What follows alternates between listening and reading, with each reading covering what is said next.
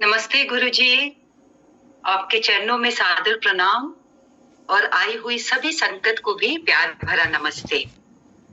संगत जी, अब सत्संग शेयरिंग की घड़ियां हमें महाराज ने बख्शी हैं। महाराज आपका अनंतम शुक्राना। और आज हमारे साथ सोनिका मलिक आंटी हैं जो गुरुजी के साथ अपने एक्सपीरियंसेस, अपनी जर्नी शेयर करेंगे। संगत जी, गुरुजी हमेशा चाहते थे कि नवी संगत ले आओ। वो चाहते थे बहुत लोग गुरुजी के साथ जुड़े ताकि गुरुजी की मेहर, गुरुजी की ब्लेसिंग्स सभी पे बरसे। तो बहुत खुशी होती है जब नई नई संगत गुरुजी से जुड़ते हैं, गुरुजी की ब्लेसिंग्स उनको मिलती हैं, and then we get to hear about those blessings and those experiences from the संगत। Probably auntie, if I'm not mistaken, Sonika aunty, आप शायद गुरुजी के महासमाधि के बाद जुड़ी हैं। हाँ जी आंटी। बहुत बहुत खुशी हुई। And what I have learned is आप रोहतक से हैं। हाँ जी आंटी। बहुत खुशी हो रही है आपसे, आपके रूबरू हो पे आपसे बात करेंगे। सभी संगत आपके एक्सपीरियंसेस आपसे सुनेंगे। तो aunty, I hand over to you. और बहुत शुक्राना महाराज का कि आज आपको दरबार में लेके आए। I hand over to you Sonika aunty. जय गुरुजी। जय गुरुजी आंटी। जय गुरुजी। शुक्राना मेरे मालिक, आज इतनी बड़ी ब्लेसिंग्स देने का। और सबसे पहले मैं इस प्लेटफॉर्म का शुक्राना करती हूँ जिसने मुझे आज ये अवसर दिया कि मैं गुरुजी की महिमा और गुरुजी की ब्लेसिंग्स जो मेरी जर्नी से हुई वो मैं शेयर कर सकूं। सुरेश वासन अंकल का शुक्राना और शर्मा आंटी का शुक्राना जिन्होंने मुझे इस अपॉर्चुनिटी के लिए चुना। बहुत बहुत बहुत बहुत शुक्राना। जय गुरुजी। सभी संगत को भी जय गुरुजी। गुरुजी के बारे में सभी संगत को पता है कि महाशिव है और सभी को तारने के लिए ही उन्होंने इस धरती पे जन्म लिया। हम गुरुजी से कब जुड़े ये तो सिर्फ हमें पता है, बट जब गुरुजी ने हमें अपने पास से जोड़ा हमें वो टाइम पीरियड नहीं पता। मैं अपनी जर्नी स्टार्ट करती हूँ। मैं 2014 से जुड़ी और मेरी कई ऐसी प्रॉब्लम्स फेस कर रही थी अपनी लाइफ में कि जिसका कोई सॉल्यूशन मुझे नजर ही नहीं आता था। इन बिटवीन मेरी सिस्टर गुरुजी से कनेक्ट हुई और वो गुरुजी के आश्रम गए और उन्होंने मुझे भी बोला कि ऐसे पार्टी माइंड्स के पास गुरुजी का आश्रम है तो तुम भी एक बार आओ। वो तब वैशाली रहते थे और मैंने अपनी सिस्टर को बोला कि नहीं दीदी, मैं इतनी दूर से कैसे आ सकती हूँ। बट उन्होंने बोला कि नहीं, जब तुम दिल्ली आओगी तभी ही महाराज के आश्रम चलेंगे और तुम वहां पे खुद जाके महसूस करोगे कि क्या गुरुजी की महिमा है। और सही में संगत जी, आज पता ही नहीं चला कितने साल बीत गए, पीछे मुड़ के कभी देखा नहीं कि जिंदगी पास्ट क्या था और आज मालिक ने कितनी बड़ी औकात में रख रखा है। बहुत शुक्राना है गुरुजी ने जो इतनी बड़ी दात बख्श दी, सेवा दी, सिमरन दिया, सत्संग दिया। ऐसे लगा कि जिंदगी ही चेंज हो गई। जब हम महाराज से जुड़ गए तो कोई ऐसी भूख ही नहीं रह गई। ऐसे लगा कि जिस चीज की तलाश थी हमारे को वो मुझे मिल गई। बहुत छोटे होते से कनेक्ट होते थे कि कान्हा जी के साथ, लेकिन जिंदगी धीरे धीरे धीरे धीरे जब चेंज हुई और महाराज मिल गए तो ऐसे लगा कि वही बैक, वही सब कुछ मेरी लाइफ में मुझे याद आ गया कि कैसे हम एक भगवान के ऊपर विश्वास रखते हैं और कैसे वो हमें अपने दर पे बुलाते हैं। संगत जी, ये सच्चाई है। उनकी मर्जी के बिना हम उनसे कनेक्ट भी नहीं हो सकते, उनके दर पे भी नहीं जा सकते। वो टाइम पीरियड जिस समय लाइफ का इतना क्रूशियल टाइम चल रहा था, उस समय महाराज का मिलना मेरे लिए तो लाइफ का सबसे बड़ा हसीन पल मैं तो कहूंगी कि उस दुख की घड़ी में मुझे मेरे महाराज मिले, जिन्होंने मेरा हाथ थामा और मुझे आज कहां से लाके कहां खड़ा कर दिया। गुरु जी, आपका शुक्राना करती हूँ और उस पल का भी शुक्राना करती हूँ जिस पल में आपसे मैं जुड़ी। संगत जी, 2014 5 जून को मैं फर्स्ट टाइम गुरु जी के आश्रम गई। सिस्टर से सुना था ऐसे आश्रम है, ऐसे है, बट एक कहते हैं ना कि अपने मन में एक हम पिक्चर बनाते हैं, बट जब मैं आश्रम पहुंची वो मेरी पिक्चर से भी बहुत ही परे था। इतना परे था जो मैं शायद कभी सपने में भी नहीं सोच सकती थी कि इतने प्यारे गुरुजी, इतना स्माइलिंग फेस, वो गद्दी पे विराजमान। लोग कहते हैं कि वो फिजिकल फॉर्म में नहीं है, मानते हैं फिजिकल फॉर्म में नहीं है, बट आप अपनी आंखों से देखो तो आपको इस समय भी गद्दी पे विराजमान दिख देंगे। अपने अपने मन के भाव है।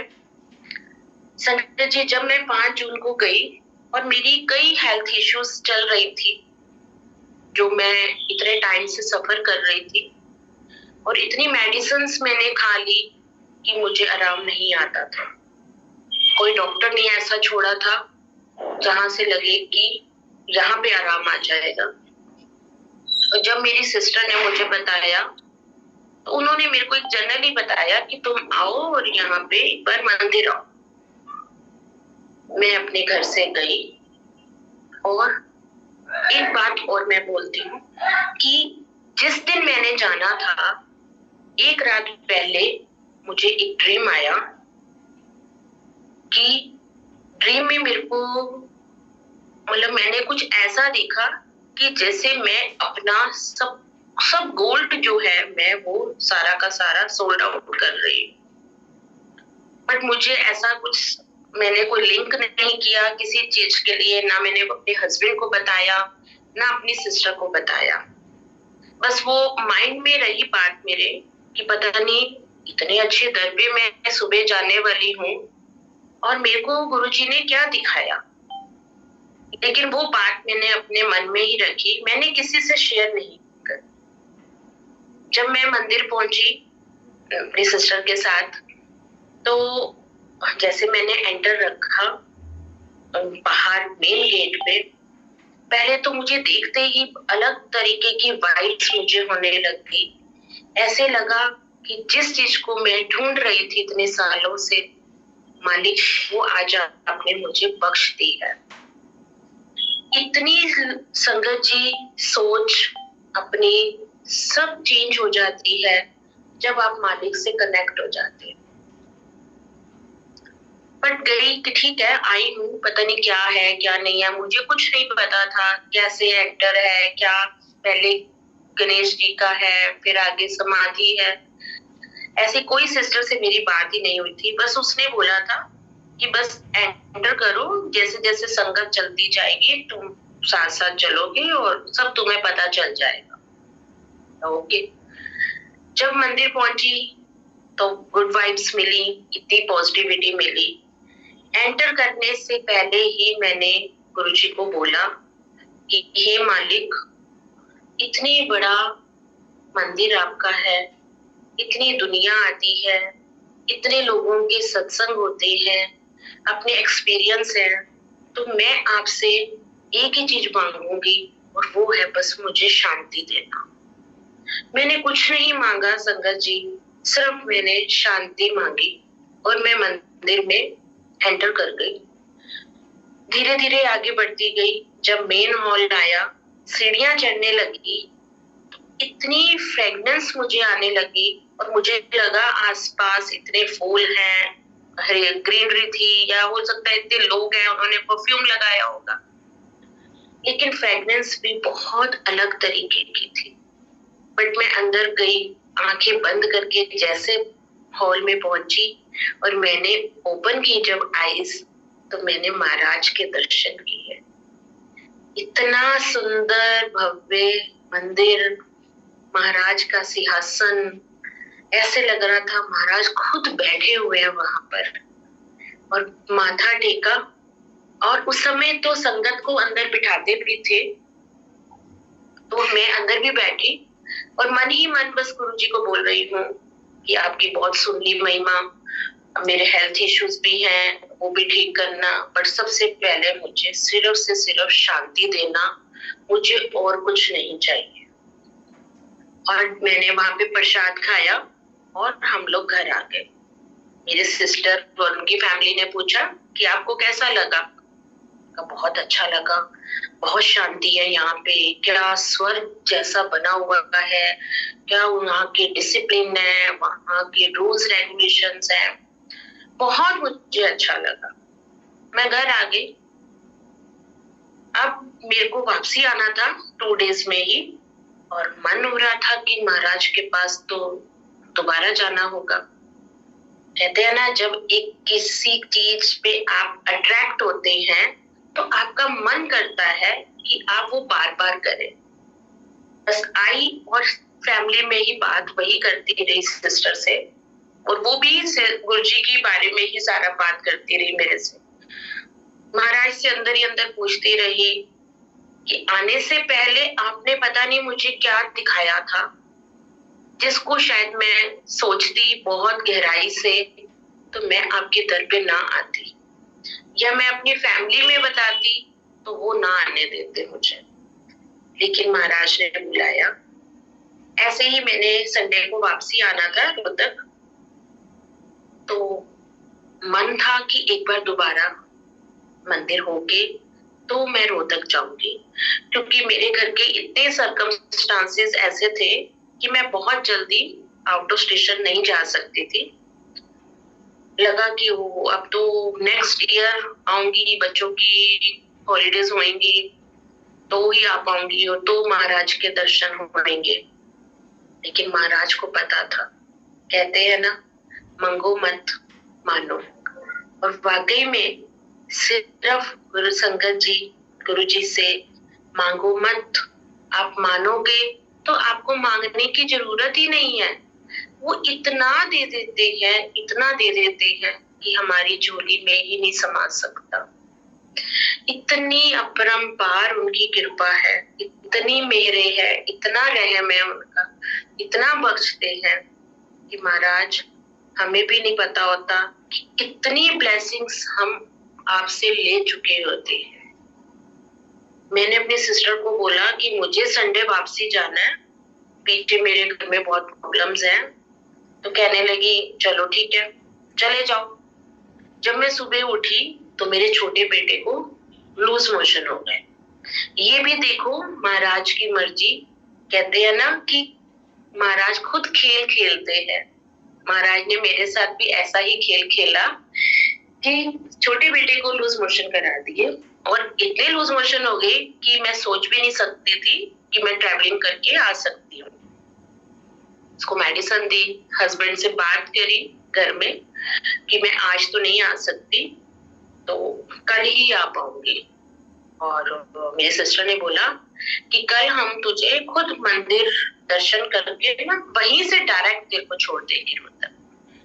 मैं अपने अंदर मन ही मन इतनी मुस्कुराई, इतनी खुश हुई कि गुरुजी ने मुझे दोबारा अपने पास बुलाने का मौका दिया। बहाना कुछ भी बनाया हो संगत जी, लेकिन मैं अपने आप में बहुत खुश हुई। नेक्स्ट डे सुबह उठे और बेटे का पूछा, ठीक है? बिल्कुल ठीक है, उसको तो कोई लूज मोशन ही नहीं थे। मंदिर गए, मंदिर दर्शन किए, महाराज का शुक्राना किया और वहीं से डायरेक्ट हम रोहतक आ गए। मैं जब रोहतक आई तो मैंने अपने हस्बैंड को बताया कि ऐसे ऐसे गुरु जी का आश्रम है, वहां पे फिजिकल फॉर्म में तो नहीं है बट गद्दी लगी हुई है और इतनी संगत आती है, सबके कष्ट दूर होते हैं। क्या पता गुरु जी ने हमारे कष्ट ऐसे काटने होंगे। तो चलो वहां पे चला करेंगे। तो मेरे हस्बैंड ने बोला अच्छा ठीक है। उन्होंने कोई जवाब नहीं दिया। मेरे हस्बैंड बहुत इन चीजों पे जल्दी बिलीव नहीं करते थे और उन्होंने बोला इट्स ओके, तुम हो आई हो ना, बस ठीक है। लेकिन अब मन वहीं पे लगा रहा कि गुरुजी आपके पास होकर आई हूँ तो लाइफ आगे कैसे चलेगी, कब आऊंगी, कैसे आऊंगी, कैसे मेरे हस्बैंड कनेक्ट होंगे, अगर ये कनेक्ट नहीं होते हैं तो मैं आपके पास आऊंगी कैसे। बट गुरुजी की लीला तो अपरंपार है। महाराज ने क्या किया कि धीरे धीरे मैं घर पे यूट्यूब पे लोगों की सत्संग सुनने लग गई। इतनी पुरानी संगत के सत्संग सुने और मैं हस्बैंड के साथ बैठ के सुनती थी और उनको भी बोलती थी कि तुम भी सुनो।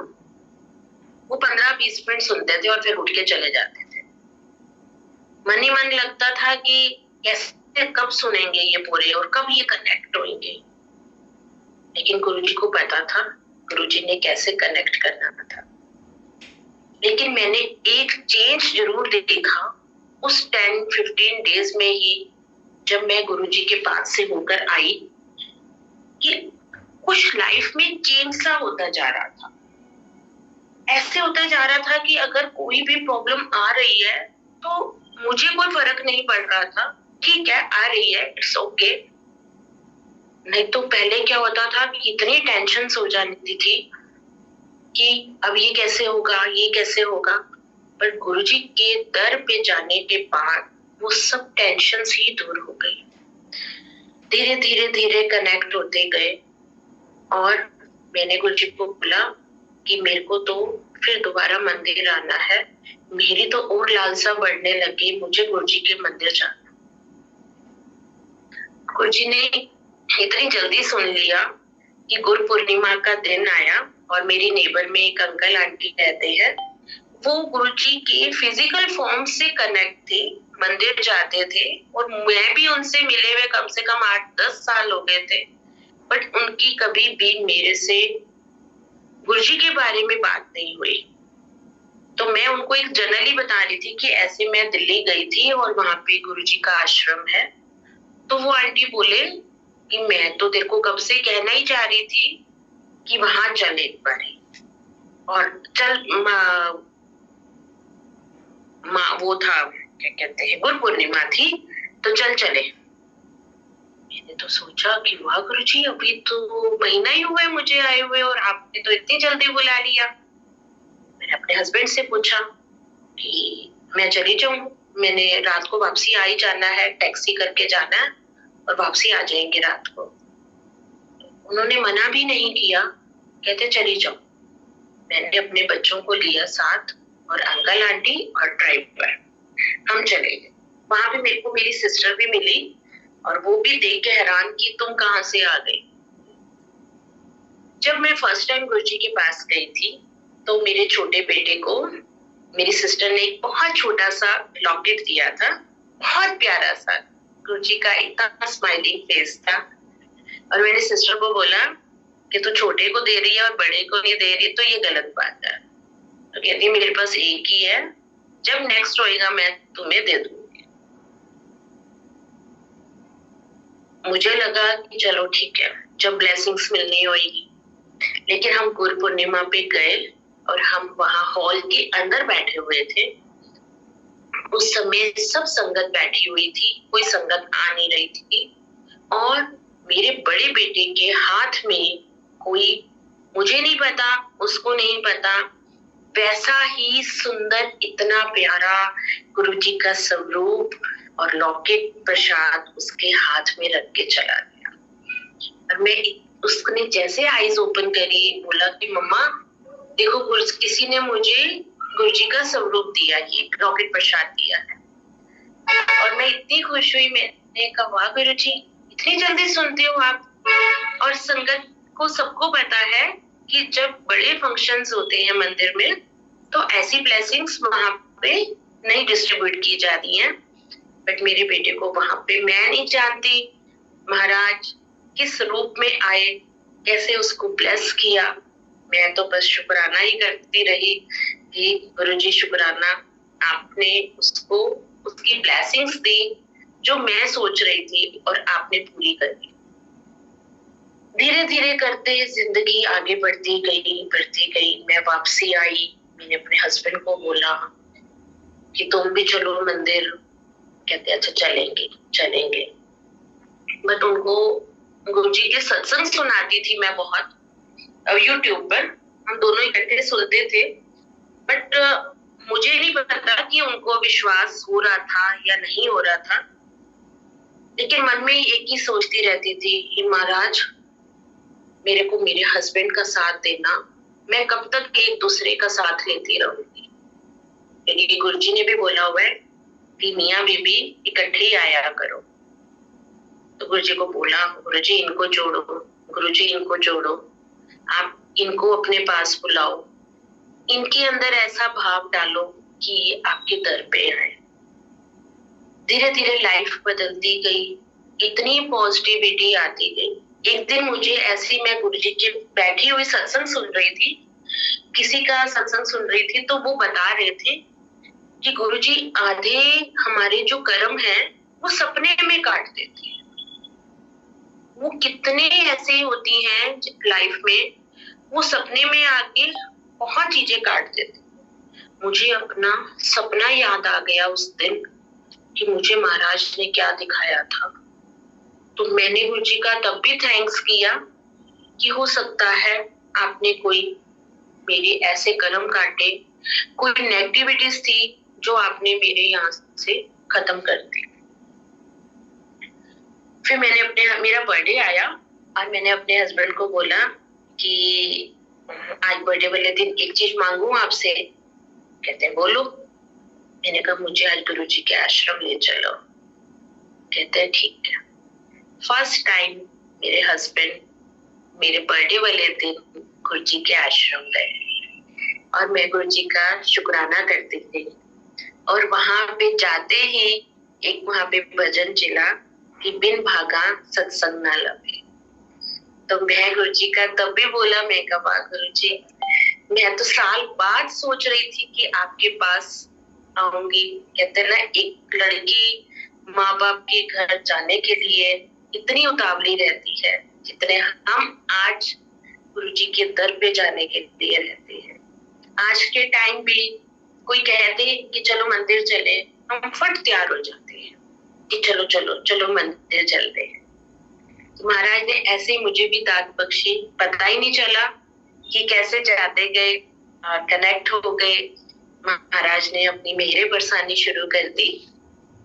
तब गुरुजी को तब मेरे को वहां पे एक आंटी ने स्वरूप दिया और उससे पहले साथ वाली आंटी स्वरूप दे रहे थे मेरे को, तो मैंने नहीं लिया। मैंने कहा नहीं आंटी, जब तक मेरे हस्बैंड की परमिशन नहीं होगी मैं गुरुजी का स्वरूप घर नहीं ला सकती, क्योंकि मैं उनकी इजाजत के बिना नहीं कर सकती। महाराज को विराजमान करना है तो इतनी मेरे अंदर औकात नहीं है कि मैं उनको इस तरीके से उनका एक स्वरूप भी रख सकूं। जब मैं बर्थडे पे गई तो मुझे वहां पे गुरुजी का स्वरूप मिला और मैं गुरुजी का स्वरूप लेकर आई। और मन में यही बोल रहा था महाराज जिस दिन मेरे हस्बैंड आएंगे उस दिन मैं आपको घर लेके चलूंगी। गुरुजी ने मेरी वो विश पूरी कर। हम कितनी छोटी छोटी चीजें मांगते हैं संगत जी, और महाराज का पता नहीं होता तो कितनी बड़ी ब्लेसिंग्स देना चाहते हैं हमारे को।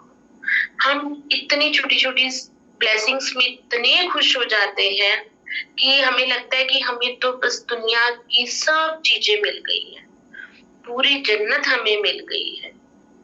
और हम खुश होते रहते हैं कि चलो आज तो ये हुआ, आज तो गुरुजी ने हमारे पर ये ब्लेसिंग्स करी, लाइफ आगे बढ़ी।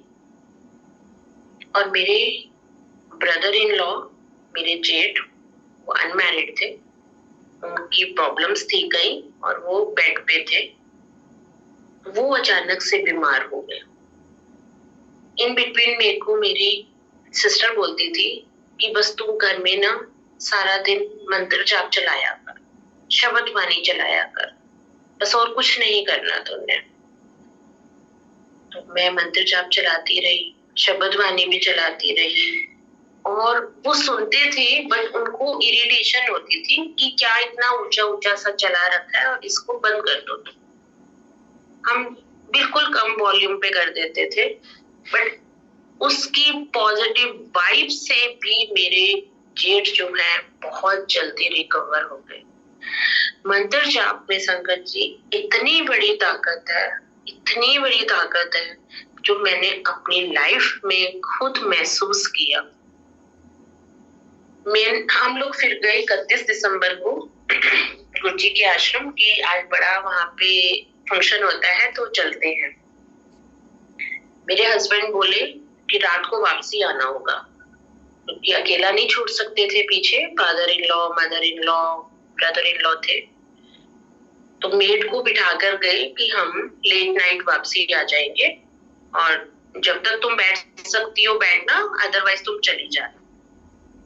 हम जब वहां महाराज के दर्शन किए, वहां पे लंगर प्रसाद खाया और हम निकलने लगे, तो 31 दिसंबर को इतनी फॉग थी कि मैंने अपने हस्बैंड को बोला कि हम गाड़ी ड्राइव करके रोहतक नहीं जा सकते, हम दिल्ली में रुक जाते हैं, मेरी सिस्टर इन लॉ पश्चिम बिहार रहते हैं, तो मैंने कहा यहीं पे आज नाइट स्टे करके अर्ली मॉर्निंग निकल जाएंगे।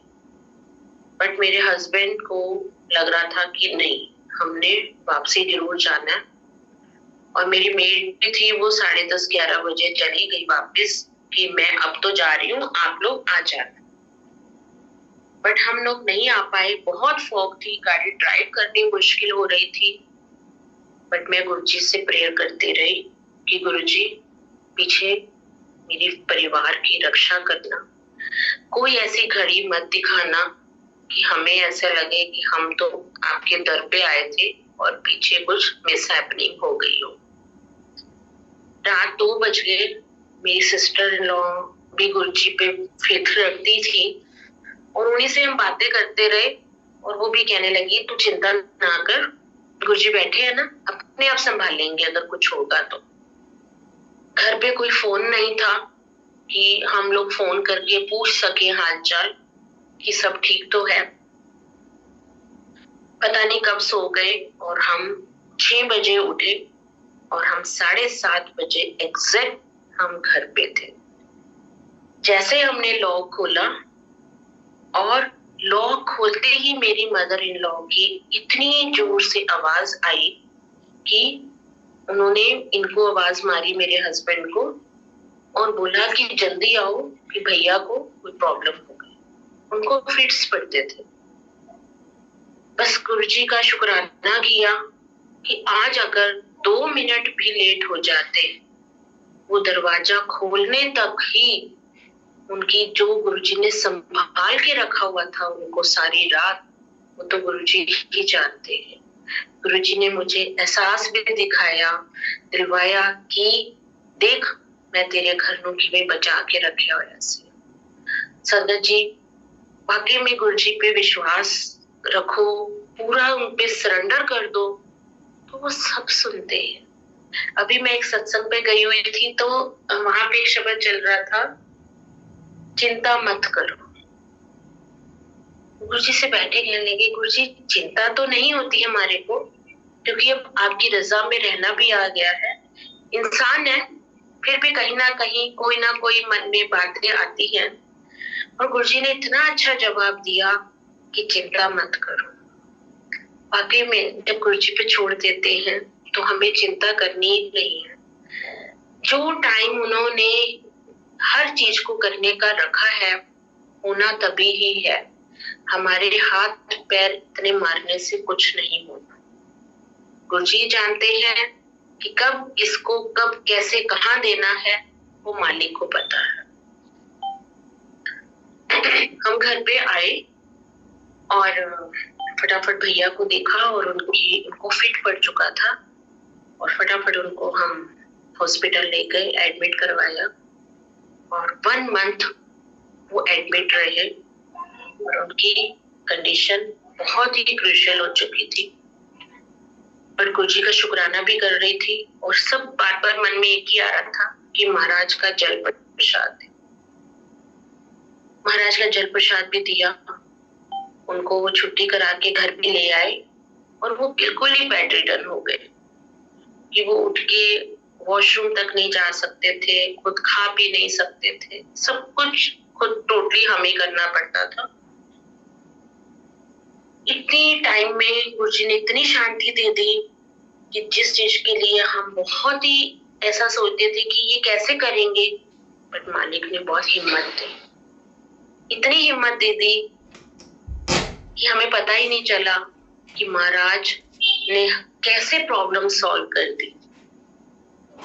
एक दिन 6-7 मंथ्स हो गए और एक दिन मेरे हस्बैंड को गुरुजी जिससे कनेक्ट तो हो रहे थे, तो जब हम गुरुजी का स्वरूप लेकर आए थे तो मैंने गुरुजी की एक छोटी सी गद्दी लगाई और हस्बैंड को बोला, रूम एक बिल्कुल ओपन खाली था हमारा, मैंने कहा ये गुरुजी का रूम बना देते हैं और यहाँ पे हम गुरुजी को विराजमान करते हैं, गुरुजी का रूम बना देते हैं। उन्होंने बोला ठीक है बना लो। हमने गुरुजी की गद्दी लगाई। जब गुरुजी की गद्दी लगाई तो एक दिन मेरी मेट वहां पे सफाई कर रही थी और मैं नीचे किचन में काम कर रही थी। वो ऊपर अकेली थी, कोई भी नहीं था।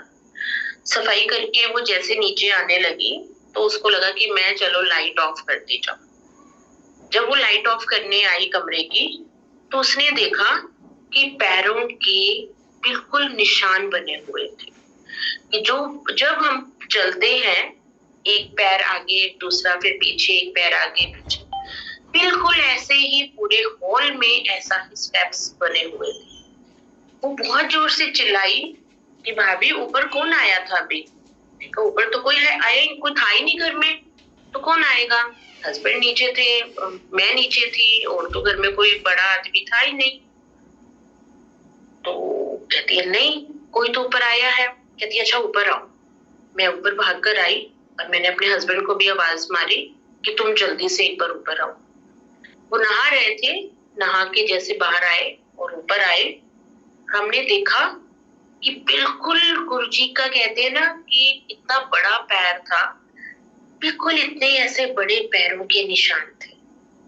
महाराज ने मुझे मेरी फैमिली को कैसे ब्लेस किया ये तो गुरुजी जानते हैं और मुझे पता है। मेरे हस्बैंड को तब लगा कि कोई तो शक्ति है जो आज इतनी साक्षात दर्शन महाराज ने दिखाए। मैंने उनको बोला मैं कहीं गुरुजी के निशान है, कौन हो सकता है यहाँ पे? हमने फोटो भी ली चरणों के निशानों की और मैंने सबको बताया, सबसे पहले अपनी सिस्टर को बताया कि देखो ऐसे ऐसे गुरुजी ने मुझे ब्लेसिंग्स दी हैं। वो भी हैरान हो गई कि वाह इतनी बड़ी ब्लेसिंग्स महाराज ने तुझे दी। जब हम इन बिटवीन गए तो मेरे मदर वगैरह, भाभी, भैया, भतीजी भी सब धीरे धीरे गुरुजी से कनेक्ट होते गए। पहले उनको भी लगता था पता नहीं क्या है, सिर्फ शब्द वाणी चलाते हैं और ये क्या सत्संग है, लेकिन गुरुजी ने कैसे उनको भी कनेक्ट किया। मैं गुरुजी का वो भी बहुत शुक्राना करती हूँ। इन बिटवीन मन हुआ कि चलो आज सत्संग करवाते हैं। 2015 में ही बहुत मन हुआ कि गुरुजी का सत्संग होना चाहिए, क्योंकि इतने YouTube पे सत्संग सुन लिए थे और सिस्टर भी बताती थी कि दिल्ली बहुत सत्संग होते हैं, लेकिन यहाँ पे कोई संगत नहीं थी। मतलब मैं नहीं जानती थी उनको कि यहाँ पे कोई संगत है ऐसे। तो मेरी सिस्टर ने बोला कि तू चिंता क्यों करती है, संगत यहाँ से आएगी, तो उन्हें प्लान करना ना, तो प्लान कर, महाराज से डेट पूछ और वो तेरे को बताएंगे और संगत यहाँ से आ जाएगी। मैं कहा ठीक है। मैं कहा मुझे कुछ नहीं पता क्या करना होता है और क्या नहीं करना होता। इतने टाइम में जिस दिन गुरुजी ने डेट वो दी, नवंबर में था आई थिंक, मुझे प्रॉपर याद नहीं है डेट। तो एक दिन पहले मेरे को सिस्टर कहती है कि चलो हम लोग तो सुबह आएंगे, तो तुम एक दिन पहले ही गुरुजी की जो गद्दी लगी हुई है वहां पे जल प्रसाद एक रख दो। ठीक है, जल प्रसाद रखते थे। जल प्रसाद मैंने रात को रख दिया। जब सुबह हम तैयारी करने लगे, सारा वहां का सामान सब हटाने लगे, जल प्रसाद वाला जब हमने गिलास उठाया तो वो जल प्रसाद गिलास में आधा हुआ हुआ था। तो जो दिल्ली से संगत आई हुई थी, उन्होंने बोला, आंटी आप तो अब सत्संग करवा के महाराज को बुला रहे हो, बट महाराज तो पहले ही आ चुके हैं आपके घर। तो मैं इतनी खुश हुई और एक ही शब्द चल रहा था कि पल पल मैं तेरे साथ हूँ, तू क्यों चिंता करती है, पल पल मैं तेरे साथ हूँ। वाकई में संगत जी, गुरु जी पल पल साथ होते हैं। हर पल, कोई क्षण ऐसा नहीं है जब आप महसूस करो कि वो ना हो आपके साथ। गुरु जी ने जिंदगी इतनी बदल दी, इतनी बदल दी कि हमें पता ही नहीं चला कहाँ से कहाँ पहुंचा दिया। कैसे वो खुशी के पल, वो दुख के पल कैसे बीतते गए। दुख आते गए, ऐसा नहीं है कि दुख नहीं आए लाइफ में, उसके बाद बहुत दुख आते गए, बट वो फूलों की तरह गुजर गए, वो पता ही नहीं चला। महाराज ने इतना ब्लेस किया, बच्चों को कनेक्ट किया, मेरे हस्बैंड को कनेक्ट किया। एक दिन और बात बताती हूँ कि मेरे फादर इन लॉ नहीं मानते थे। सत्संग हुआ, वो भगवान राम पे बहुत विश्वास रखते थे और उनको लगता था बस ठीक है, एक राम भगवान ही है और बाकी सब कुछ नहीं होता। तो हम उनसे बहुत डरते थे और हमने डर के मारे उनको बताया ही नहीं था कि हम गुरुजी से जुड़े हुए हैं। मेरे हस्बैंड को मैंने बोला कि फादर इन लॉ को तो बताना ही पड़ेगा। कहते नहीं नहीं, बोलेंगे तो वो नाराज बहुत हो जाएंगे, बात गुरुजी अपने आप देख लेंगे अगर उनको बताना होगा तो। गुरुजी का जब सत्संग हुआ तो उनको पता ही नहीं लगा कि इतनी संगत आई घर पे और कि गुरुजी का कोई सत्संग भी हुआ है। उनके सामने से, बाहर बैठे उनके सामने से ही गुरुजी का स्वरूप आया। उन्होंने नहीं पूछा कि ये कौन है। इससे बड़ी ब्लेसिंग्स क्या हो सकती है संजय जी, कि महाराज का स्वरूप उनकी आंखों के सामने से आ रहा है और उनकी बिल्कुल आंखें ही बंद हो जाएं कि वो देखे ही ना कि ये कौन है। और मुझे बोलते थे कि अच्छा अमृतवाणी सुंदरकांड का पाठ करा रही हो, चलो कोई गल नहीं, कराना चाहिए था। मैं ऐसे सिर्फ हिला देती थी गर्दन कि हाँ जी। हिम्मत नहीं होती थी कि उनको बता सकूं कि नहीं ये गुरुजी का सत्संग है। और गुरुजी को बोलती थी कि गुरुजी बहुत बड़ी माफी है आपसे कि मैं उनको झूठ भी बोल रही हूँ। गुरुजी सब जाने जान थे। अगर सब कुछ गुरुजी जानते हैं तो क्या ये भी सब कुछ जानते ही थे ना, कि अगर हम उनको बोलते तो शायद वो कुछ और बात करते, कुछ बोलते। तो मालिक ने नहीं बताने दिया। एक दिन ही ऐसा किया कि महाराज ने कि 2016 में ही सितंबर में भैया को गुरुजी ने मुक्ति दी। बहुत तबीयत खराब हो गई उनकी और हम महाराज को बोलते थे कि महाराज उनको ठीक करो। लेकिन मुझे एक संगत का सत्संग सुना तो उसमें वो बता रहे थे कि आप ये मत बोलो कि ये सब ठीक कर दो, ये बोलो कि जो अच्छा है गुरुजी मेरे लिए आप वो करो। मैंने उस दिन से यही बोलना शुरू कर दिया कि गुरुजी जो आपको ठीक लगे, जो हमें हमारी जिंदगी के लिए अच्छा हो, आप वही करना। इतनी तबीयत खराब हो गई कि महाराज को बोला, महाराज जो करना है आपको करना है, हम कुछ नहीं जानते। और गुरुजी ने उनको अपने चरणों में ले लिया। मैं तो ये कहूंगी कि महाराज ने उनको मुक्ति ही दी थी जिस बीमारी से वो सफर कर रहे थे। इन बिटवीन 2 महीने के अंदर मेरी मदर इन लॉ भी चली गई और घर में ऐसा लगा कि घर के मेंबर चले गए तो जिंदगी कैसे चलती है। पर मालिक ने बहुत बहुत बहुत सहन शक्ति दी कि सब कुछ बर्दाश्त किया। और फादर इन लॉ बीमार हो गए। फादर इन लॉ को ऐसा लगा कि बेटा भी चला गया और वाइफ भी चली गई।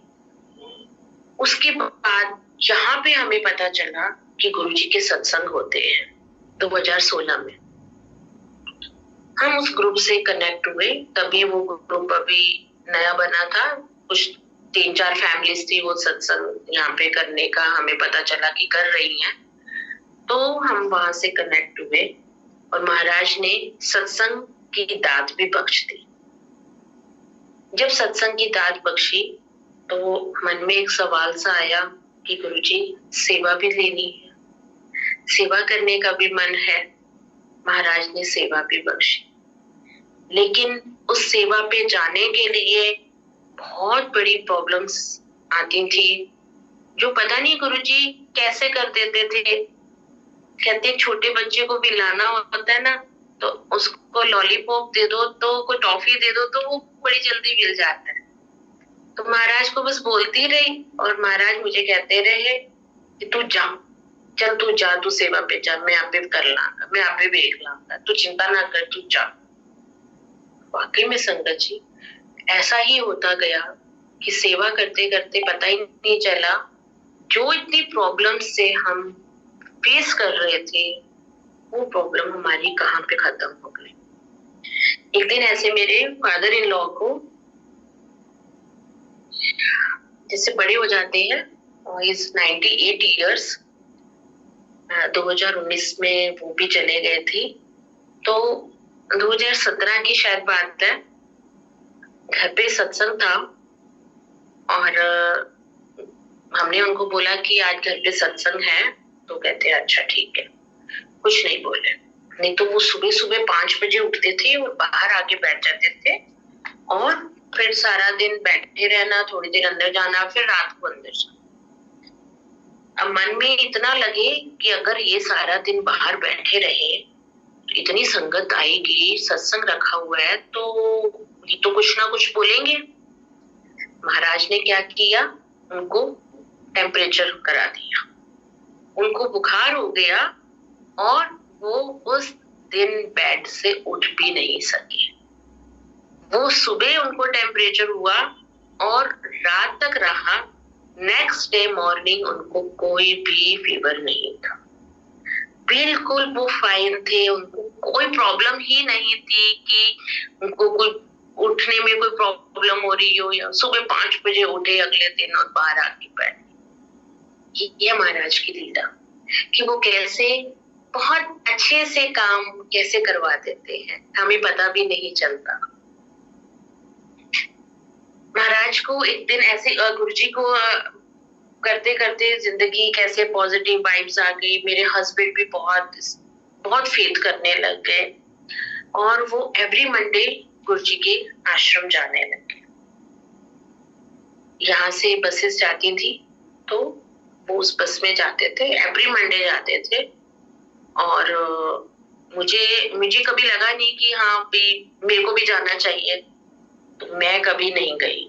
कभी ओकेजनली जाना होता था तो होता था, अदरवाइज एवरी मंडे नहीं बनता था। एक दिन मेरे फादर इन लॉ को ऐसा लगा कि मुझे इनके हाथों से कुछ नहीं खाना, मेरे को खाना ही नहीं खाना। तो हम लोग मियाँ बीवी बहुत परेशान, मेरे हस्बैंड मंदिर गए हुए थे और उन्होंने खाना ही नहीं खाया सारा दिन। जब शाम को घर आए तो मैंने उनको बोला कि आज तो बाबूजी ने खाना नहीं खाया। कहते क्यों नहीं खाया? पता नहीं, नाराज होंगे शायद आज कुछ वो।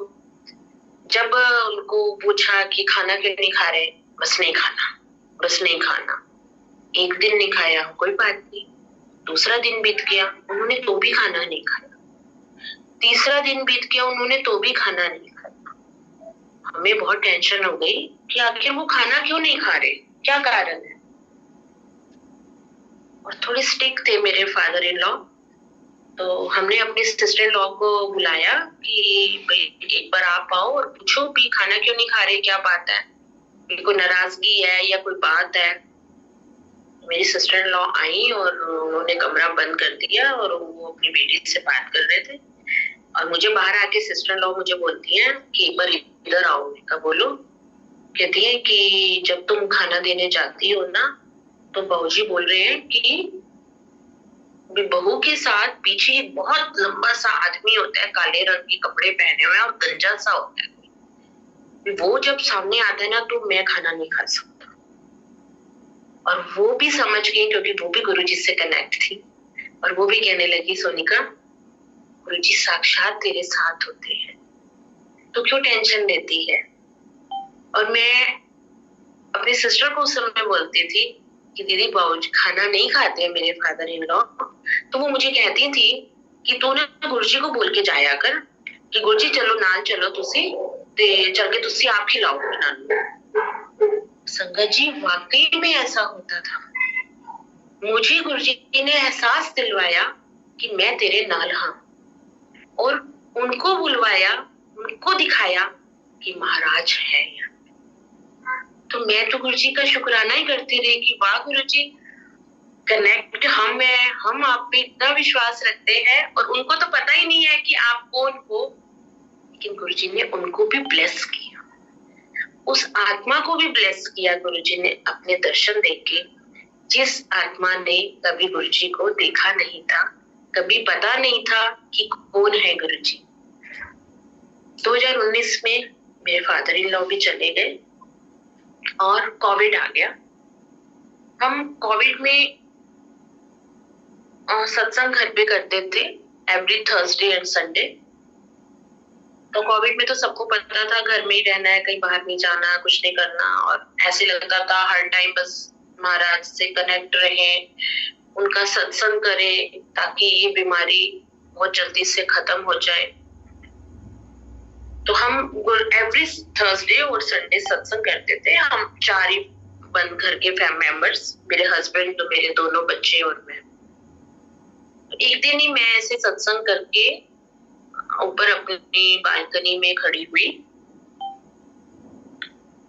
और मेरे नेबर में एक रहते हैं अंकल, तो वो जब हम सत्संग कर रहे थे तो उन्होंने मेरे बाहर के गेट से देखा होगा, हमें नहीं पता, हम तो अंदर अपने रूम में थे यहाँ पे गुरुजी के पास से।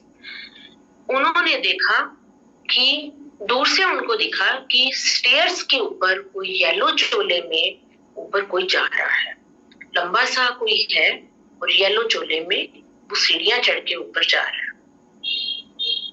उन्होंने देखा। जब मैं सत्संग फिनिश हो गया, मैं ऐसे अपनी बालकनी में गई तो उन्होंने मेरे को बुलाया कि भाभी कि आज तो गुरुजी के दर्शन हुए।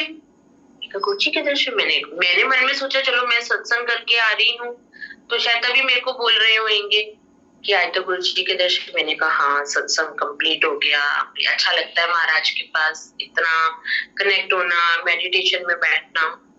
कहता नहीं, जब आपका सत्संग चल रहा था, आपके घर से आवाज आ रही थी, तब मैंने आपके घर के बाहर से देखा कि सीढ़ियों में कोई येलो रंग के कपड़े पहने हुए ऊपर सीढ़ियों में चढ़ के ऊपर गया है।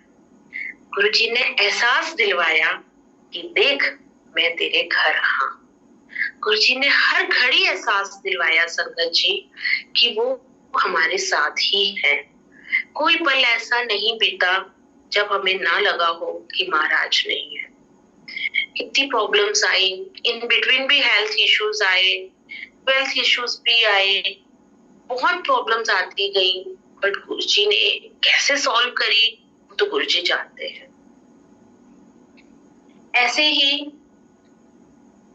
एक सत्संग और ऐसे मुझे याद आ रहा है कि मेरे यहाँ पे गली में एक अमृतवाणी का पाठ होता था और मैं भी उसकी मेंबर बनी हुई थी। तो जिस मंथ अमृतवाणी की टर्न मेरी आई तो मेरे घर पे अमृतवाणी का पाठ हुआ और मैंने ऊपर गुरुजी की गद्दी के आगे ही पाठ करवाया और बहुत सारी लेडीज थी जैसे वहां पर। तो जब वो चली गई तो हमने सारा पैक बुक करके रख दिया, सामान साइड पे, चेयर्स रखी हुई थी और मैट्स वगैरह थे। तो सभी जितने भी आई हुई थी यहाँ पे लेडीज सब समिट की गई, या मेरे फैमिली मेंबर्स भी थे और भी। और हमने, मुझे भी पूरा याद था और अभी भी याद है कि मैंने पूरी चेयर्स सारी की सारी जितनी भी थी वो एक के अंदर एक डाल के रखी और उसके ऊपर मैंने मैट्स रख दिए थे और वो मैंने मंदिर के कोने में साइड पे रख दिया। वो रात बीत गई, मैं सुबह 5 बजे उठी और मैंने देखा कि अपने रूम से बाहर निकल के आते ही मंदिर का हमारा हॉल बना हुआ है साइड पे, तो वहां पे मैंने क्या देखा कि सबसे पहले तो मैंने देखा कि इतनी रोशनी सी आ रही है रूम में से कि जिस रोशनी को देख के मुझे लग रहा था पता नहीं ये कैसी रोशनी है, ये कहाँ से आ रही है, कोई लाइट ऑन रह गई है या कुछ है। लेकिन हमारे यहाँ पे सारी वाइट लाइट्स लगी हुई थी, कोई भी ऐसी वार्म लाइट नहीं थी। और मैं एकदम कमरे में से जब बाहर निकल के आई तो मैंने देखा मेरा बालकनी का गेट भी खुला है और मेरा सीढ़ियों वाला गेट भी खुला था, मतलब चिटकनी हटी हुई थी और आधा गेट खुला हुआ था। और जब वो लाइट को मैंने देखा और मैं एकदम, मुझे ऐसे लगा कि कौन आ गया, ये दरवाजे कैसे खुले हैं। मैंने अपने हस्बैंड को आवाज मारी कि एक जल्दी से आओ, देखो इतनी लाइट, ये दरवाजे भी खुले हैं। जैसे मैं गुरुजी की गद्दी जहाँ लगी हुई है रूम में, उस रूम के जब मैं बाहर आई तो बिल्कुल दरवाजे की चौखट पे एक कुर्सी पड़ी हुई थी। मैं उस कुर्सी को देख के और एक छोटा सा लैंप, इतने साल हमें यहाँ आए हुए हो गए थे इस घर में, कभी वो लाइट हमने जलाई नहीं, कभी वो बटन ऑन भी होता था तो वो लाइट ही नहीं ऑन होती थी, और वहां से वो वार्म लाइट आ रही थी। वो कैसे ऑन हुई, वो चेयर और जो बाकी चेयर्स पड़ी हुई थी बिल्कुल वैसी चेयर्स पड़ी है, वैसे ही ऊपर मैट्स पड़े हैं, कुछ भी नहीं हिला हुआ था। सिर्फ एक चेयर बिल्कुल उस रूम की चौखट के ऊपर पड़ी हुई थी। और मैंने बस जय गुरुजी बोला, शुक्राना गुरुजी बोला, और मैंने गुरुजी को बोला वाह गुरुजी, आप तो आके दर्शन देके भी चले गए। और ऐसे उन दिनों हमने गुरुजी की एक नई गद्दी बनवाई थी और मैंने ऐसे हंसते हुए बोला, इतने में मेरे बच्चे भी उठ गए, तो मैंने बच्चों को बोला, मैं कहा वाह गुरुजी, नवी गद्दी बनवाई सी ਤੇ ਤੁਸੀਂ नवी गद्दी ਦੇ ਤਾਂ बैठे नहीं थे, कुर्सी ला के ਤੁਸੀਂ बैठे हो। तो मेरे बच्चे कहते हैं मम्मा कोई जरूरी थोड़ा ना कि आपकी नई गद्दी पे ही बैठे होंगे, वो क्या गुरुजी कुर्सी पे नहीं बैठ सकते। तो इस बात का बहुत थैंक्स किया कि गुरुजी ने इतने अच्छे भाव डाले बच्चों के अंदर भी, और मुझे एहसास दिलाया कि तेरी एक नवी गद्दी का नहीं मैं इंतजार कर रहा कि मैं इतने आ रहा। लेकिन 1 महीने के बाद ही मुझे याद है कि हमारा सत्संग था घर पे और महाराज ने पहले ही दर्शन दे दिए थे इतने अच्छे, खुद विराजमान होकर, खुद इस घर में आकर उन्होंने कैसे दिखाया कि देख मैं तेरे साथ। संगत जी कितने सत्संग है ऐसे। मैं नोट डाउन कर रही थी जब सत्संग शेयरिंग का मेरे अवसर मिला कि कौन सा सत्संग, कौन सा, इतनी बड़ी लिस्ट बन गई। मैं तो सोचती रही कि वाह गुरुजी, इतनी ब्लेसिंग्स हमें तो याद भी नहीं है कि आपने इतने सालों में हमें कैसे जोड़ के रख दिया, कितना अपने से जोड़ दिया कि हमें कुछ भी नहीं याद। बस इतना पता होता है कि बस गुरुजी का शुक्राना करना है, गुरुजी की सेवा करनी है, गुरुजी के सत्संग पे जाना है, मन को अच्छा रखना है, किसी के साथ बुरा नहीं करना, डिसिप्लिन में रहना है। बस एक ही गुरुजी ने हमें सिखा दिया। कुछ ड्रीम्स ऐसे आते रहे कि मैं नेगेटिव भी होती थी बट पॉजिटिव भी होती रही, और कुछ फैमिली इश्यूज भी ऐसे होते रहे कि पता नहीं जिंदगी कहां से कहां पहुंच गई। इन बिटवीन कोविड हो गया, उसके बाद भी हम, मेरे हस्बैंड मंडे को मंदिर जाते रहे, कोविड में भी जाते रहे, जब थोड़ा सा लगता था कि आप जा सकते हैं बट मंदिर नहीं खुला था। हमने उन दिनों नई गाड़ी ली और मेरे हस्बैंड ने बोला कि मैं तो ब्लेस करवाने मंदिर जाऊंगा। हम बाहर से ही ब्लेस करवा के आए और वहां पे सेवादारों ने बोला कि अंदर नहीं अलाउड। हमने कहा कोई बात नहीं, हमें यहीं से दर्शन करने दो, हम यहीं से ही ब्लेसिंग्स महाराज की ले लेंगे। ऐसे करते करते 2000 2020 में 2019 में ही मेरा बड़ा बेटे का 12th का रिजल्ट आया 21 में।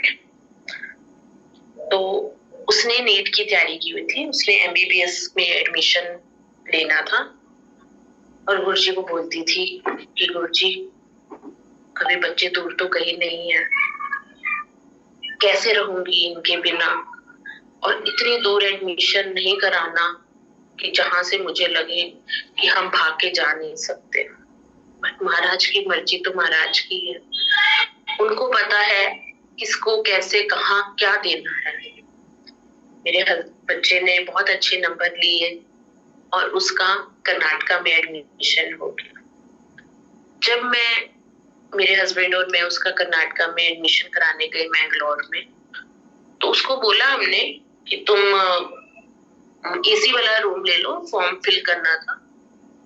तो कहता नहीं, मैंने तो नॉन एसी लेना है। ठीक है, नॉन एसी ले लो। नॉन एसी वाले वहां पे बच्चे बहुत कम थे। मैंने गुरुजी को बोला, गुरुजी भाई ये अकेला कैसे रहेगा नॉन एसी वाले रूम में, सारे बच्चे एसी वाले रूम के हैं, मैं तो इसको अकेला नहीं छोड़ सकती। लेकिन गुरुजी को पता था।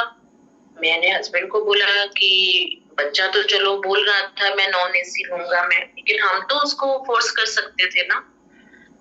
तो मेरे हस्बैंड कहने लगे कोई बात नहीं, उसका नहीं मानना है, वो नहीं एसी वाला लेना चाहता, तो तुम क्यों फोर्स कर रही हो उसको। तो मैं कहा अकेला कैसे रहेगा, ये इतनी दूर है रोहतक से कर्नाटका, तो अकेला बच्चा कैसे रहेगा, मैनेज नहीं कर पाएगा, और कभी घर से बाहर ही नहीं निकला था वो तो। मैं गुरुजी ने कहा, मैं कहा गुरुजी मैं तो नहीं जा पाऊंगी वापसी रोहतक, फिर ऐसे तो। संगत जी आप मानोगे नहीं कि हमने उसका एडमिशन करा दिया। नेक्स्ट डे हम अभी वहीं पे ही थे और उसका ज्वाइन हो गया, वो हॉस्टल चला गया और उसका कॉलेज ज्वाइन हो गया। हॉस्टल नहीं गया था, अभी उसको हमारे रूम से ही जाना था नेक्स्ट डे।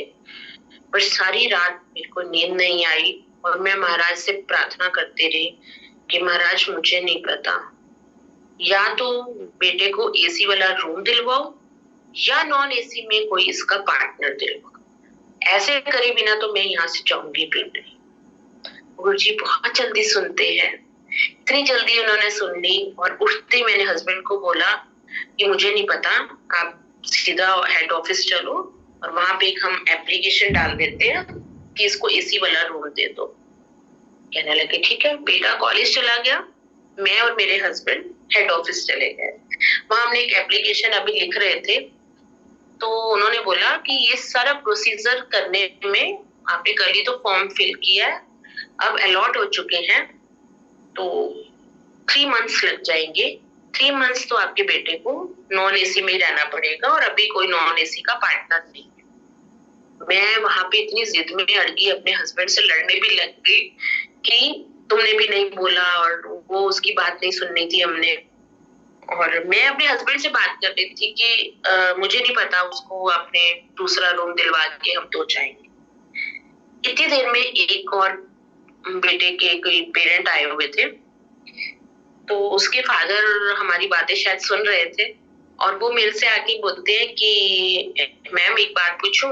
हाँ जी पूछो। कहते हैं आप अपने बेटे को यहाँ से क्यों निकाल रहे हो। तो हमने बोला हम निकाल नहीं रहे हैं, हमारी ऐसे ऐसे प्रॉब्लम है कि बेटे ने नॉन एसी ले लिया और उसका कोई रूम पार्टनर नहीं है और अभी तक कोई भी ऐसा आ ही नहीं रहा स्टूडेंट जो नॉन एसी वाला चाहिए।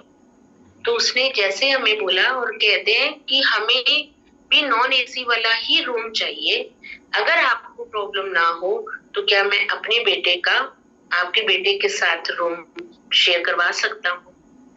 इतनी मैं खुश हुई, उसी समय गुरुजी का शुक्राना किया कि वाह गुरुजी आप कैसे सुन लेते हो, इतनी छोटी छोटी बातें कैसे सुन ली आपने।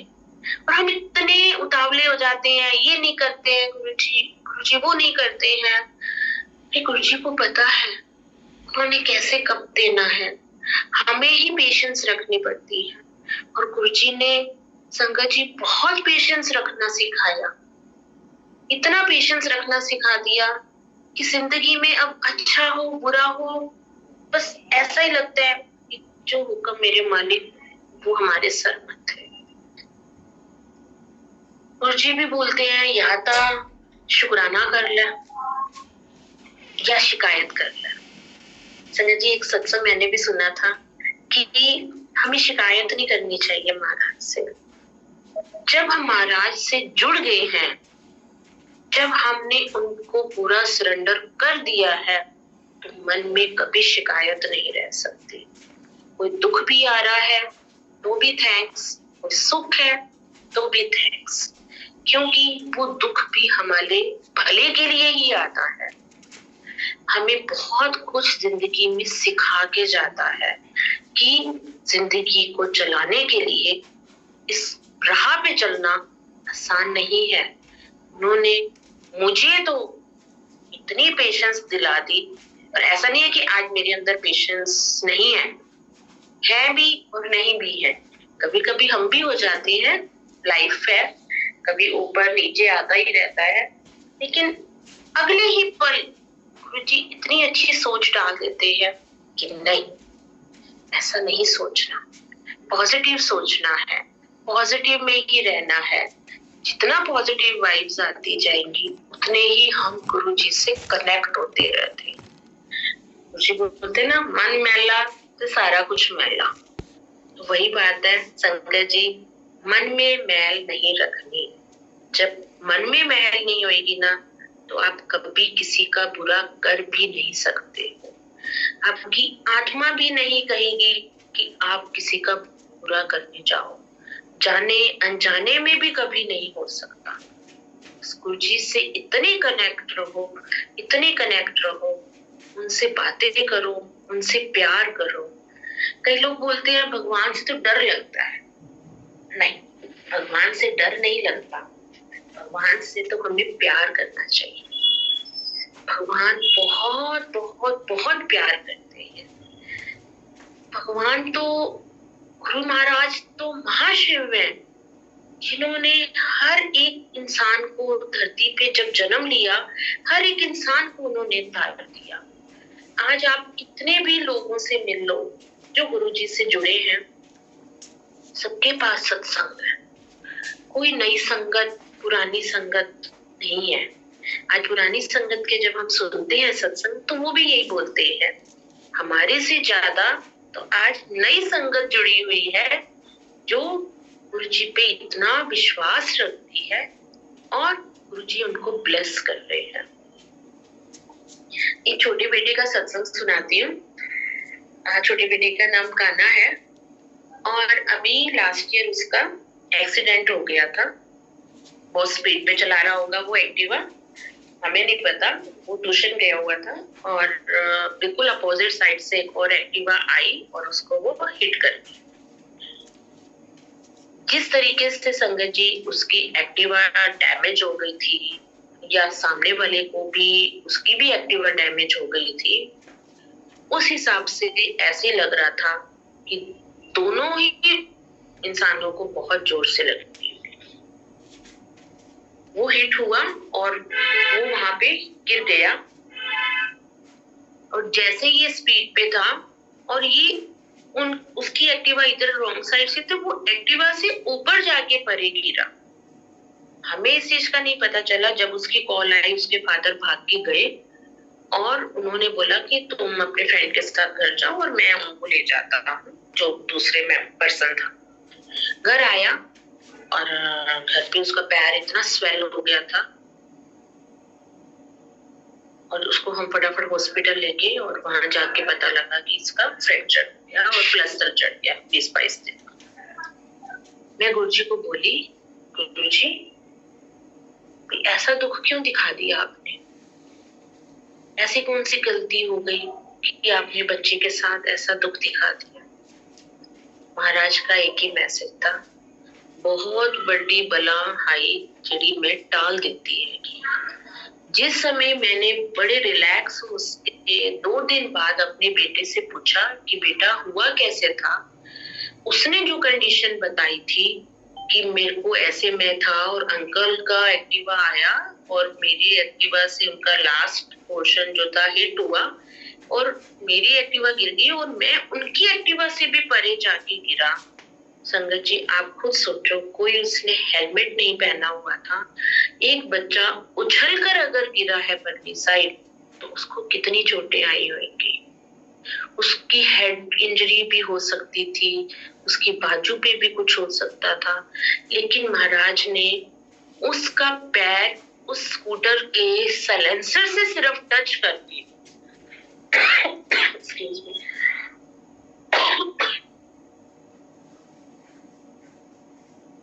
उसको सिर्फ साइलेंसर को ही उसका पैर टच हुआ, जो वहीं पे ही उसको वहां पे फ्रैक्चर हो गया।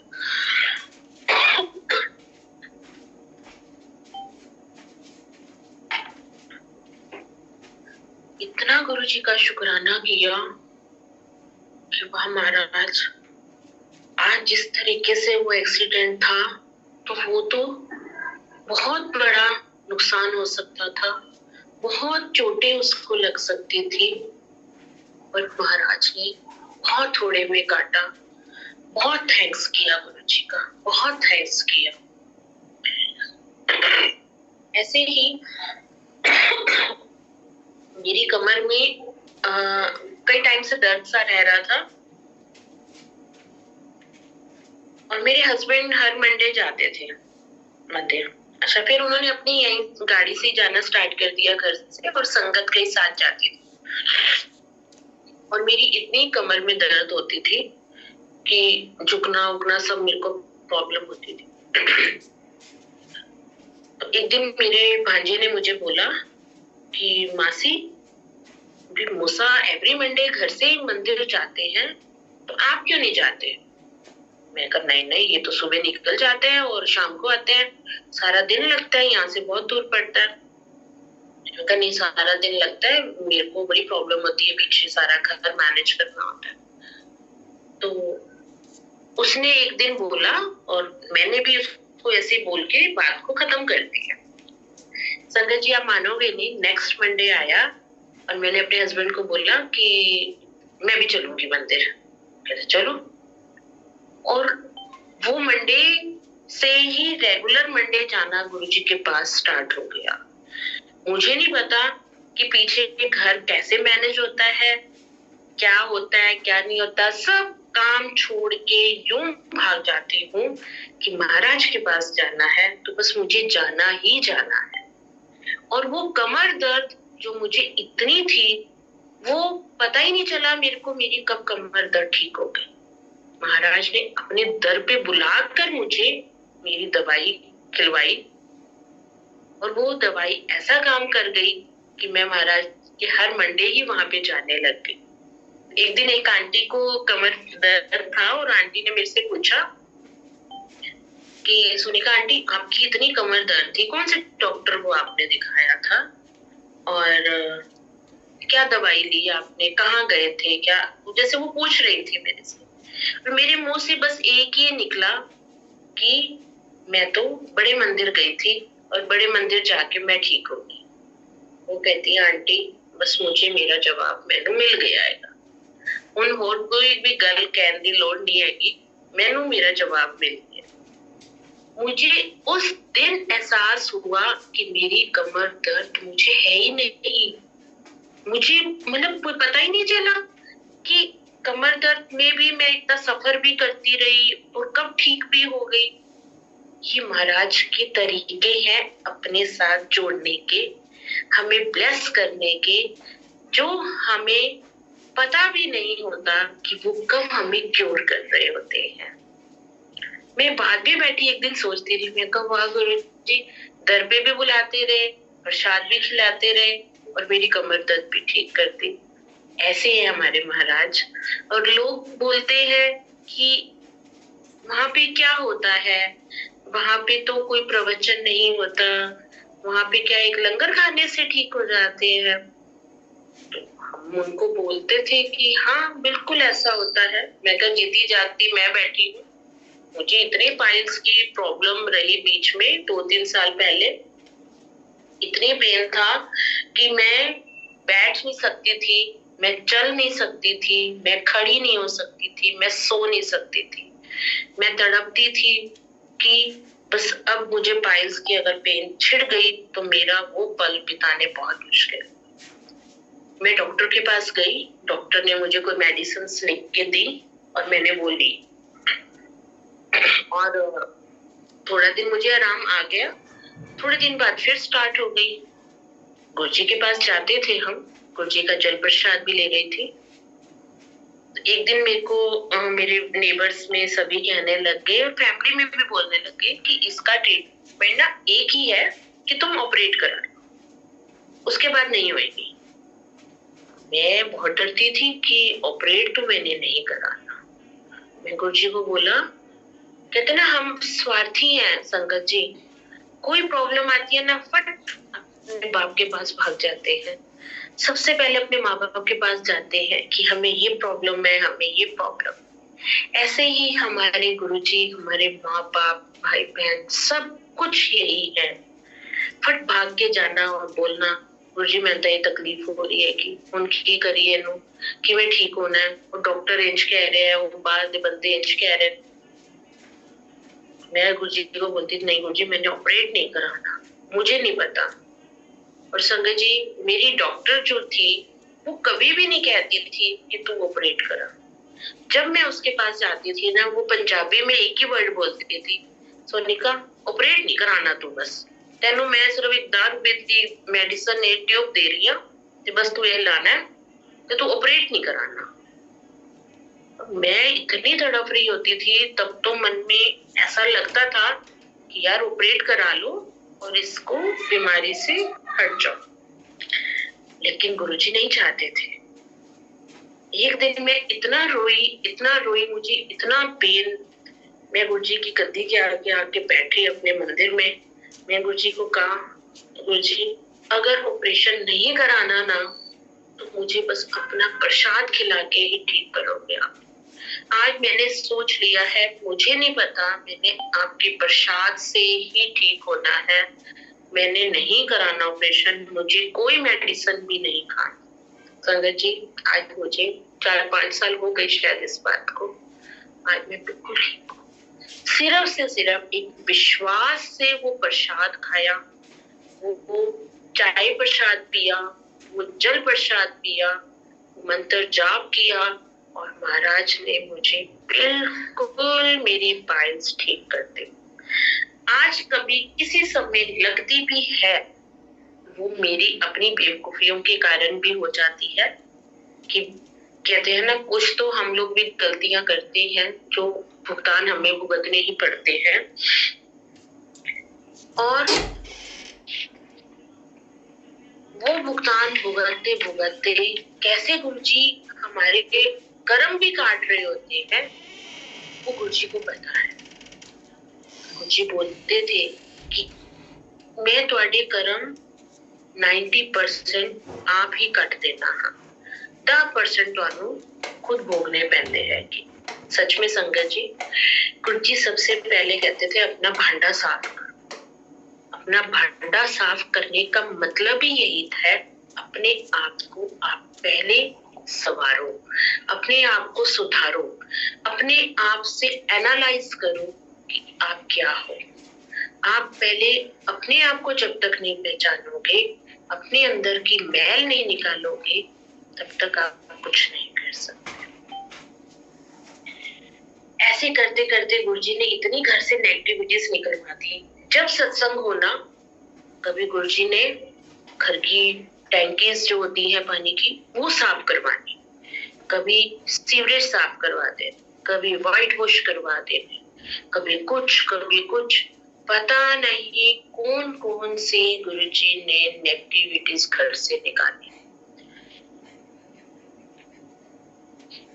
एक बारी मैं 2019 की बात है, मैं ऐसे बैठी हुई थी, गुरुजी के सत्संग फोन में सुन रही थी और गुरुजी से ऐसे कनेक्ट हो गई और मुझे ऐसे लगा कि पीछे से मुझे किसी ने ऐसे टैप सा किया। और कोई भी नहीं था, मैं अपने बेडरूम में थी और घर में कोई था भी नहीं उस समय। मुझे ऐसा एहसास सा हुआ कि कोई है और जिसने मुझे ऐसे कंधे पे, मैंने ऐसे पीछे मुड़ के देखा भी सही, बट कोई नहीं था। इतनी देर में मुझे ऐसे आवाज सी आई कि जेड़ा वो पर्पल कलर दा सूट है ना, वो तू फलानी आंटी नु दे दे। संगत जी, मैं तो एकदम जैसे कहते हैं ना स्टिल हो जाना, मैं ऐसे हो गई कि ना मैं उठ सकती, ना मैं खड़ी हो सकती, ना मैं बैठ पा रही हूँ। मैं ऐसे हो गई कि किसने मुझे बोला कि वो पर्पल कलर का सूट फलानी आंटी नु दे दे। किसी आंटी का नाम लिया और मैं ऐसे उस समय घबराई सी हुई और मैंने अपनी अलमीरा खोली और मैं उसमें ऐसे देख रही हूँ कि कौन सा पर्पल कलर का सूट। मैंने सारा अलमारी छान ली, मुझे नहीं मिला। मैं आके फिर चुपचाप बैठ गई। 10 मिनट बैठी रही, मुझे लगा ऐसे मुझे कोई वहम सा हुआ है। 10 मिनट बाद फिर वही आवाज मेरे कानों में आई, तेनू मैं कहा ना पर्पल कलर का सूट कट के दे दे उन्होंने। जी मैं बहुत परेशान, मैं फिर उठी, मैं फिर दोबारा अलमीरा खोली, दूसरी सेफ खोली और मैंने वहां पे ढूंढा, मुझे वहां पे कोई पर्पल कलर का सूट नहीं दिखा। मैंने कम से कम 4 बार सारी अलमीरा को छान लिया, बट मुझे नहीं दिखा। फिर मुझे एकदम याद आया कि मेरे बेड में एक पर्पल कलर का सूट पड़ा है। मैंने बेड ओपन किया और मैंने वो पर्पल कलर का सूट निकाला और वो मैंने उस आंटी को नेक्स्ट डे दे दिया। उन आंटी ने मेरे से पूछा भी सही कि ये किस लिए दे रही हो तुम? मैं कही गुरुजी की ब्लेसिंग्स हैं, गुरुजी का हुक्म हुआ है तो मैं आपको दे रही हूँ, अदरवाइज मैं नहीं जानती कुछ भी। ये गुरुजी जानते हैं कि उन्होंने ये मेरे से क्यों दिलवाई। और मैं अपना मस्त हो गई। बस मन में हलचल जरूर थी कि महाराज क्या करवाना चाहते हो, क्या कहलवाना चाहते हो, मैं नहीं जानती। मैंने उस चीज को बिल्कुल ही ऐसे लाइटली लिया और बात को मैंने खत्म कर दिया। थोड़ा टाइम पड़ गया और मुझे एक ड्रीम आया कि तू जो कह रही सी ना पर्पल कलर का सूट मैं तेनू कहा सी ते फिर तू हले तक परेशान वधी हैगी कि ओ किवें किनु देना सी ते गुरुजी ने किवें दिलाया। तेनू नहीं पता ओ तेरे घर च कितनी नेगेटिविटी दे रहा सी, ओ तू साम के रखया होया सी अंदर, ओनू बाहर कढना सी ते मैनू पता है ओनू की लोड़ सी उस सूट दी, ओ तेनू जान दी कोई लोड़ नहीं हैगी। मैं गुरुजी का थैंक्स किया कि गुरुजी आप कितनी अंदर की बातें हमारी जानते हो, हमें जवाब भी दे जाते हो। और ऐसे करते करते मुझे हर बार ऐसा ही लगता था कि मुझे हर जगह ओम ही ओम के दर्शन होते थे। मैं इवन देन वॉशरूम भी जाती थी, मुझे वहां भी हर चीज में ओम के दर्शन होते थे।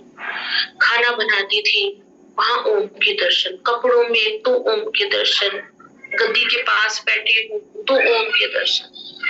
हर चीज में गुरुजी ने ऐसे कर दिया कि अपनी ही प्रेजेंस दिखाते रहे कि देख मैं तेरे साथ हूँ, देख मैं तेरे साथ हूँ। संगत जी कितने सत्संग हैं, कितने सत्संग हैं, कोई गिनती नहीं है। हर पल, हर क्षण, हर घड़ी का शुक्राना है और हर वक्त वो हमारे साथ है। हम तो कुछ भी नहीं है इस दुनिया में, अगर महाराज का इतनी ब्लेसिंग्स मिलना भी हमारे लिए बहुत बड़ी बात है। और मैं तो बहुत थैंक्स करती हूँ महाराज का कि आज उन्होंने मुझे इतना अच्छा अवसर दिया कि यार इतने बड़े प्लेटफॉर्म पे एक छोटी सी नाचीज इंसान को इतना बड़ा सुनाने के लिए दिया, उसके लिए बहुत थैंक्स करती हूँ। और सुरेश वासन अंकल का बहुत थैंक्स करती हूँ कि उन्होंने मुझे ये अपॉर्चुनिटी दी। शर्मा आंटी का थैंक्स करते हैं कि उन्होंने इस लायक समझा कि उन्होंने अंकल को मेरा नाम बोला कि आंटी अपनी ब्लेसिंग शेयर करेंगी। शुक्राना मेरे मालिक, हर घड़ी, हर पल, हर क्षण आपका शुक्राना है। बस गुरु जी एक अरदास, कभी अपने चरणों से दूर मत करना और अपने चरणों से लगाए रखना, हर घड़ी आपका शुक्राना करते रहे। जय गुरु जी, अनंतम अनंतम अनंतम शुक्राना। जय गुरु जी। जय गुरु जी। महाराज आपका बहुत शुक्राना। आज आपने सोनिका आंटी को भेजा और सोनिका आंटी के मुंह से गुरुजी की उस्ताद सुन के, गुरुजी के ब्यूटीफुल एक्सपीरियंसेस सुन के, गुरुजी की जो ब्लेसिंग्स और मेहर आप पर है, आपके परिवार पर है, आंटी दिल खुश हो गया। सत्संग बहुत है आपके, दोबारा भी आप आएंगी जरूर प्लेटफॉर्म पर और हमारे से और भी शेयर करेंगे। पर आंटी आज आपका जो भाव है, गुरुजी के प्रति जो प्यार है और जो गुरुजी के प्रति आपका विश्वास है, गुरुजी हर पल उसका मान रखते हैं। हम एक कदम चलते हैं, महाराज 100 कदम चल के हमारे पास आते हैं। जितने भी सत्संग आज आपने शेयर किए अपने, हर एक में साफ नजर आता है कि गुरुजी आप ना केवल आपके घर के अंदर हैं, हर पल आपके साथ हैं। कितने ब्यूटीफुल एक्सपीरियंसेस हैं जो जब आप फादर इन लॉ को खाना दे रही थी, कैसे आपका दिल था कि वो कभी इस बात से मना ना करें, तो महाराज ने खुद ही उनको दर्शन दे दिए। एक तो दर्शन दिए जिससे उनकी ब्लेसिंग्स उनको मिली, उनकी मुक्ति आगे चल के बहुत आराम से हुई, कितनी लंबी लाइफ जी के गए। और साथ में जब आप सत्संग शेयर करते हैं तो बाकी हम सब हैं सुनने वाले, और आपसे भी जो नई संगत है जब वो सुनते हैं, कितना विश्वास बढ़ता है कि परमात्मा को क्या चाहिए, सिर्फ प्यार चाहिए। और आपने इतना सुंदर दरबार सजाया है, महाराज ने गद्दी लगवाई है। और एक और बात जो आपने शेयर की, उससे सभी संगत को ये भी समझना चाहिए कि महाराज हमारे दिल में बैठे हैं और इस मन मंदिर से बेटर कोई मंदिर नहीं। अगर आपके पास आसन है, आपकी फैमिली सिचुएशन अलाउ करती है तो आप आसन लगाइए, नहीं तो महाराज देखिए आसन था पर वो दूसरी चेयर पे आके बैठे। तो महाराज वैसे भी कहते थे, हम जब चोले भी लगाते हैं, सूट लगाते हैं, कपड़े लगाते हैं, कहते मैनू इन्हां चीजां दी कोई लोड़ नहीं, मैं अपने कपड़े पा के आना। सो उनको ये हमारे भाव है, और सच्चा भाव बिना शो ऑफ किए जो भाव है, महाराज उसको परवान करते हैं, बड़े प्यार से स्वीकार करते हैं। बहुत बहुत सुंदर आपके सत्संग है आंटी, इतने इंस्पायरिंग सत्संग है, नई संगत को जोड़ने वाले सत्संग है। केवल 10 सालों में आपका एटीट्यूड इतना पॉजिटिव हो गया है, इतना दृढ़ हो गया है गुरुजी महाराज में, दैट पूरा परिवार ही आपका जुड़ गया है। आप कहाँ आप चाहती थी कि आपके हस्बैंड बिलीव करें, कभी मंदिर जाएं, वो तो आपसे 2 कदम आगे हो गए, हर मंदिर को जाते हैं। और यस, और यहाँ भी आपको सेवा मिली है। कब आपकी बैक एक चली गई, बेटे का कितना सुंदर सत्संग कि महाराज ने 10% में ही, 10% भी मैं कहूंगी शायद 1%, just a little swelling और एक fracture, that is nothing, that is कितना उन्होंने कितनी बड़ी मेहर की, बहुत बड़ी मेहर की। और पीले चोले में महाराज ऊपर चढ़ के जा रहे हैं आपके घर में सत्संग में। जब आपने अमृतवाणी का पाठ अपने घर में रखवाया, कितनी बड़ी मेहर की, कितने साक्षात दर्शन आपको कितनी बार हुए हैं आंटी। बहुत खुश हुआ आंटी, आपका हम अनंतम शुक्राना करते हैं। सबसे बड़ा शुक्राना गुरुजी का है। किसको बुलाना है सत्संग शेयरिंग के लिए, कब बुलाना है और किस किस ने सुनना है। मेरी खुशकिस्मती और महाराज को मेरा शुक्राना कि आज आपने मुझे ये होस्टिंग सेवा दी कि मैं एक एक चीज मैंने बड़े भाव से, बड़े दिल लगा के सुनी। मेरे लिए भी बहुत ब्लेसिंग्स मिली हैं, और जो सभी संगत सुन रही है, सभी को ब्लेसिंग्स मिली हैं। आंटी बहुत, मैं कैसे आपका शुक्राना करूं। बस यही कहूंगी कि आने वाले समय में जरूर आपको हम दोबारा बुलाएंगे ताकि आप और सब संगत को इंस्पायर कर सकें, गुरु जी का शुक्राना और कर सके। तो आज हम गुरु जी से इजाजत लेते हैं, सुनने वाली सभी संगत से इजाजत लेते हैं। और आंटी, आपने एक बात शुरू में कही थी कि हम छोटी छोटी बातें, दिल में हमारी इच्छाएं होती हैं, हम मांगते रहते हैं। गुरु जी तो हमारे परम पिता हैं, हमारे को इन छोटी छोटी बातों से कितनी खुशी मिलती है वो जानते हैं। बिल्कुल आंटी, बिल्कुल। It's not about anything material. It's about the happiness जो हमें अंदर वो खुशियां मिलती हैं, वो देते हैं। और हमारा जो है सिर झुक जाता है महाराज के आगे, हमारा सरेंडर बढ़ता चला जाता है, एक्सेप्टेंस हो जाती है कि जो हो रहा है महाराज आपकी देख रेख में हो रहा है, आप कल्याण ही है, हर समय, हर दुख में, हर सुख में आप हमारा कल्याण ही कर रहे हो। Thank you aunty, thank you गुरु जी, बहुत बहुत शुक्राना संगत जी। तू भी आज सब संगत जुड़ी हैं, सुन रही हैं। जय गुरु जी। ओम नमः शिवाय, शिव जी सदा सहाय। ओम नमः शिवाय, गुरु जी सदा सहाय। संगत जी, अब हम सब महाराज से आज्ञा लेते हैं, महाराज का शुक्राना करते हैं कि इतने सुंदर पल, इतने सुंदर एक्सपीरियंसेस आज हमने सुने। जय गुरु जी। आज्ञा दो महाराज, आज्ञा दो। जय गुरु जी। शुक्राना महाराज, शुक्राना सेवादार टीम से, शुक्राना मल्टीलिंगुअल टीम की तरफ से। सोनिका आंटी, आपका बहुत बहुत शुक्राना, बहुत ही प्यारा सत्संग शेयरिंग।